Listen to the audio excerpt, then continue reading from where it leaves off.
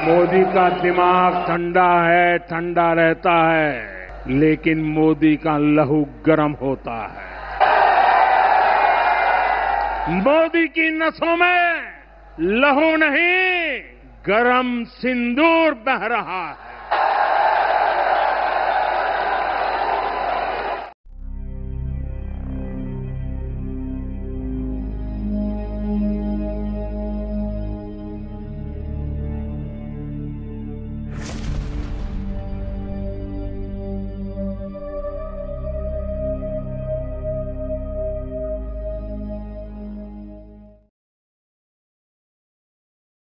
এতদিন ভারত পাকিস্তানকে যুদ্ধক্ষেত্রে হারিয়ে আসছিল, আর এবার সরাসরি তাদের পাকা ধানে মই দিয়ে দিয়েছে।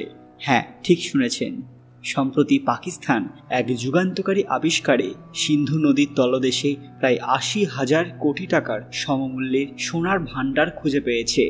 এই আবিষ্কারটি পাঞ্জাব প্রদেশের আটক জেলায় হয়, যেখানে পাকিস্তানের খনিজ এবং খনন বিভাগ অর্থাৎ মাইন্স অ্যান্ড মিনারেলস ডিপার্টমেন্ট এবং রাষ্ট্রায়ত্ত প্রকৌশল সংস্থা NESPAK যৌথভাবে একটি জরিপ চালায়।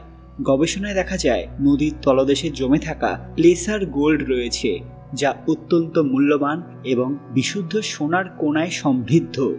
কিন্তু এরই মধ্যে ভারত ঘটিয়ে দিয়েছে এক এমন ঘটনা, যার জন্য পাকিস্তান এই সোনাকে দেখতে পেয়েও নিতে পারছে না। হ্যাঁ, একদম ঠিক শুনেছেন, ঠিক কি ঘটিয়ে দিয়েছে ভারত সবটাই জানাবো আজকের ভিডিওতে। এবং এর জন্য পাকিস্তান কেন চিন্তায় রয়েছে তার আগে কমেন্ট বক্সে হর হর মহাদেব লিখতে ভুলবেন না। সকলকে আমাদের চ্যানেল পুরান কথায় স্বাগত। আজকে আপনারা জানবেন পাকিস্তানকে ক্ষতির মুখে ফেলল ভারত। ভিডিওতে এগোনোর আগে সবাই অবশ্যই আমার চ্যানেলটি সাবস্ক্রাইব করে নেবেন। বিশেষজ্ঞদের মতে পাকিস্তানের পাওয়া এই সোনার কোনা আসলে হিমালয় থেকে আগত প্রাকৃতিক প্রবাহে ভারতীয় ভূখণ্ড পেরিয়ে পাকিস্তানে এসে নদীর তীরে জমা হয়েছে। অর্থাৎ ভারতের ভূতাত্ত্বিক অবস্থানের সান্নিধ্যে এই সোনার উৎস তৈরি হয়েছে। পাকিস্তান যদিও প্রথম আবিষ্কারের কৃতিত্ব নিচ্ছে, কিন্তু এর উৎস যে ভারতের হিমালয় উপত্যকা তা স্বীকার করতেই হচ্ছে। এই আবিষ্কার এমন সময় করা হলো যখন পাকিস্তান চরম অর্থনৈতিক সংকটে জর্জরিত, মুদ্রাস্ফীতি, বৈদেশিক ঋণের চাপে নুয়ে পড়েছে।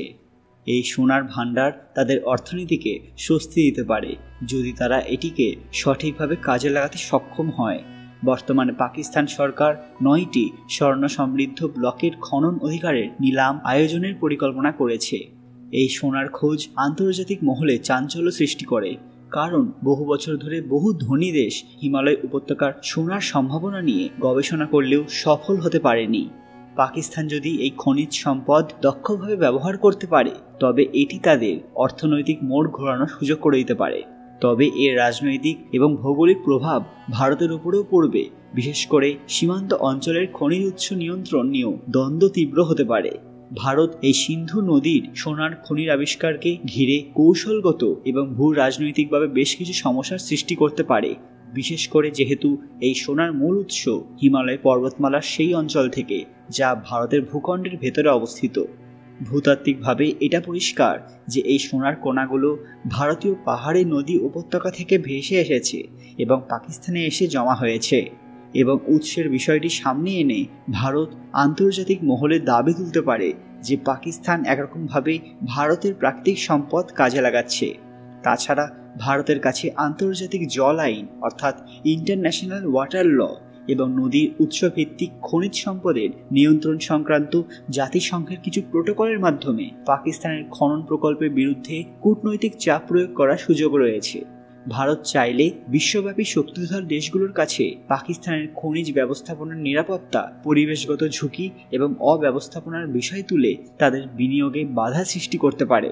সেই সঙ্গে সীমান্তবর্তী অঞ্চলে গোয়েন্দা নজরদারি এবং সেনাঘাঁটি জোরদার করে ভারত একটি বার্তা দিতে পারে যে এই ধরনের প্রকল্পের পেছনে ভূ রাজনৈতিক উদ্দেশ্য থাকলে তা সহজে ছাড় দেওয়া হবে না। ভারত চাইলে পাকিস্তান অধিকৃত কাশ্মীরের নদী প্রবাহে কৌশলগত হস্তক্ষেপ করে সেই জলপ্রবাহ নিয়ন্ত্রণে আনতে পারে, যা সরাসরি এই প্লেসার গোল্ডের গঠন প্রক্রিয়াকে ব্যাহত করবে। অর্থাৎ ভারতের হাতে রয়েছে এমন কিছু ভয়ানক কৌশলগত অস্ত্র যা প্রয়োগ করে পাকিস্তানের এই নতুন স্বপ্নকে বিপর্যস্ত করা সম্ভব। সর্বশেষে এই ইস্যুকে কেন্দ্র করে ভারত যদি কূটনৈতিকভাবে চীন, সৌদি আরব বা রাশিয়ার মতো শক্তিধর দেশের মনোভাব প্রভাবিত করতে পারে, তাহলে পাকিস্তানের এই খনি শুধু অর্থনৈতিকভাবে নয়, আন্তর্জাতিক স্বীকৃতির দিক থেকেও চাপে পড়ে যেতে পারে। হিমালয়ের বুকে জন্ম নেওয়া সিন্ধু নদ শুধু একটি নদ নয়, এটি এক প্রাচীন ঐতিহ্য, সভ্যতার আদি গন্তস্রোত, আর আজ আবার নতুন করে আবিষ্কৃত এক স্বর্ণ ভাণ্ডার। সাম্প্রতিক ভৌগোলিক এবং খনিজ বিশ্লেষণে উঠে এসেছে এমন এক তথ্য যা ভারতের কৌশলগত দৃষ্টিকোণ থেকে বিস্ময়কর। সিন্ধু নদীর নিচতলায় এবং আশেপাশের চর এলাকায় বিপুল পরিমাণ সূক্ষ্ম সোনার কণা এসে জমা হয়েছে, বিশেষ করে জম্মু কাশ্মীর এবং লাদাখ অংশে। আর একটু ডিটেলসে জেনে নেওয়া যাক।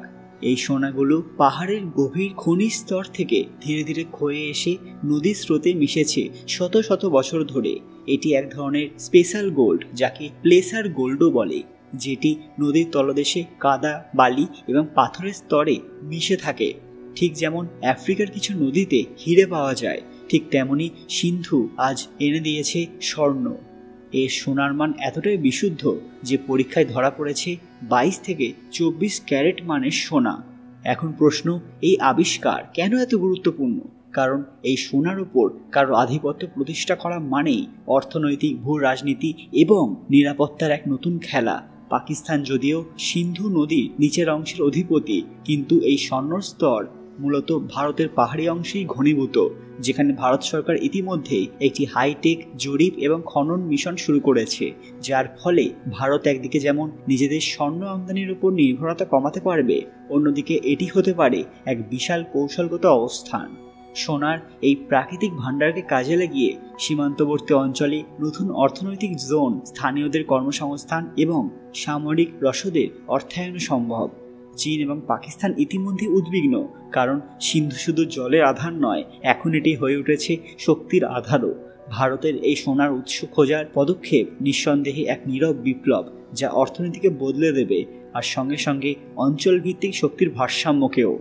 বন্ধুরা, ভারত কি এটা নিয়ে সঠিক কাজ করবে, নাকি পাকিস্তানকে ছেড়ে দেওয়া উচিত?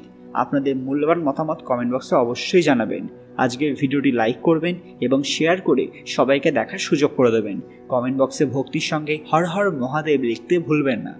আরও এরকম দরকারি আপডেট পেতে পুরাণ কথা অফিসিয়াল চ্যানেলটি মনে করে সাবস্ক্রাইব করে নেবেন। খুব তাড়াতাড়ি ফিরে আসবো একটি দরকারি ভিডিও নিয়ে। ততক্ষণ আপনারা এই ভিডিওগুলো দেখতে পারেন। ধন্যবাদ।